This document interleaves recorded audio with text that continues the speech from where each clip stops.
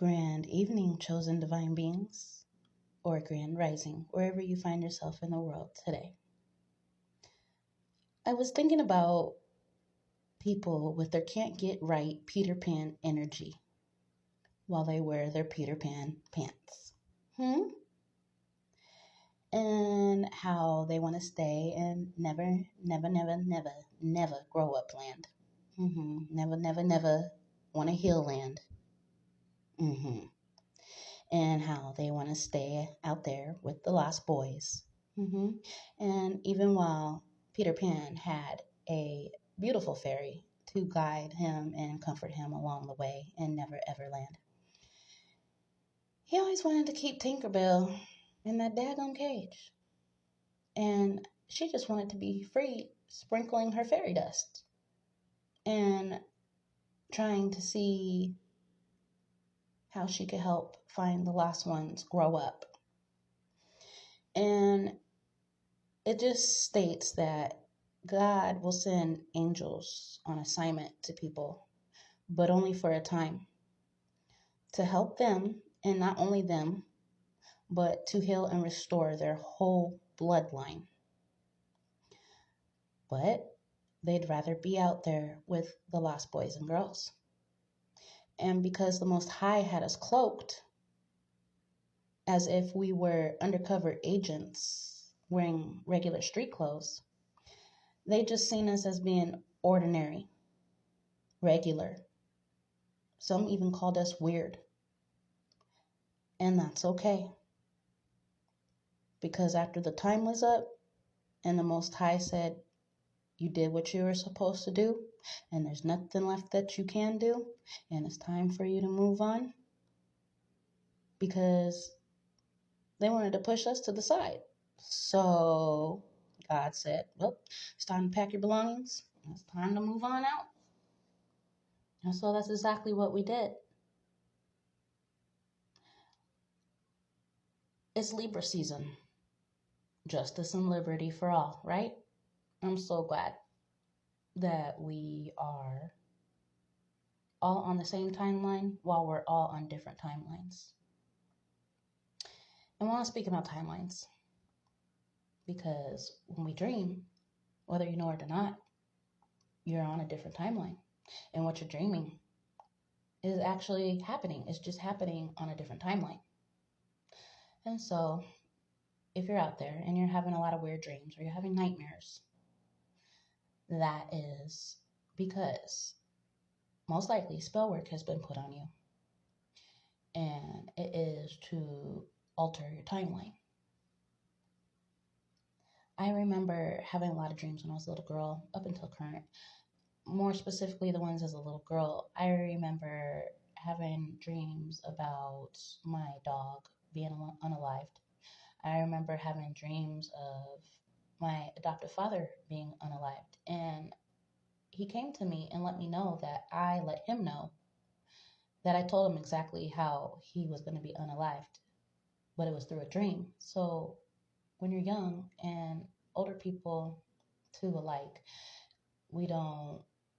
I didn't used to know that I was in the 3D matrix.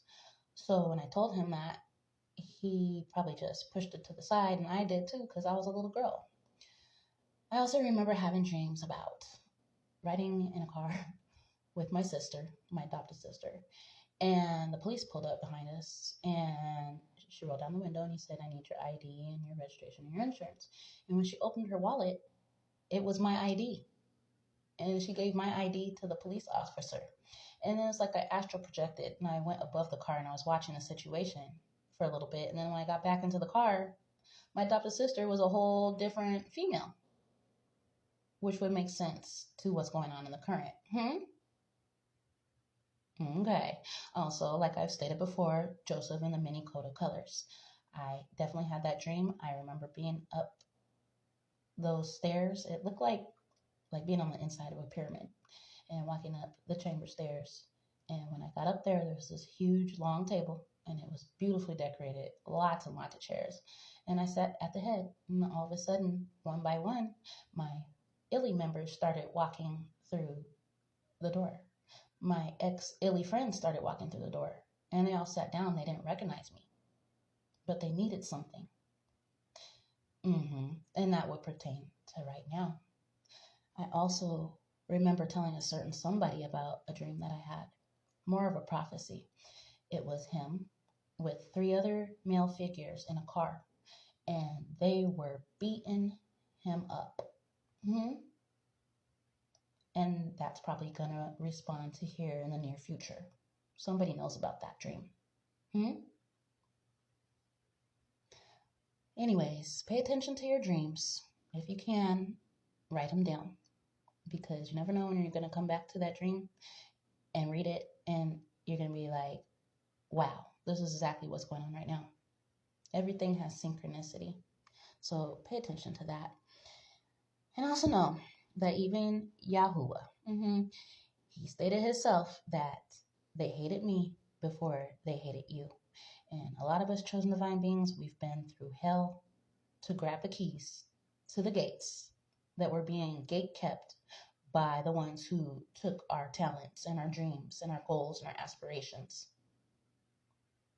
And that's okay because everything is divinely orchestrated, like I keep saying. All of that energy that they threw out there, all the people that they gathered up because they knew the power inside of us from the Most High was so magnificent that it would take a whole army just to come after one little us. And because they conjured up all of those powers, all those entities, now all that energy is bouncing right back to them because we're too high vibrational.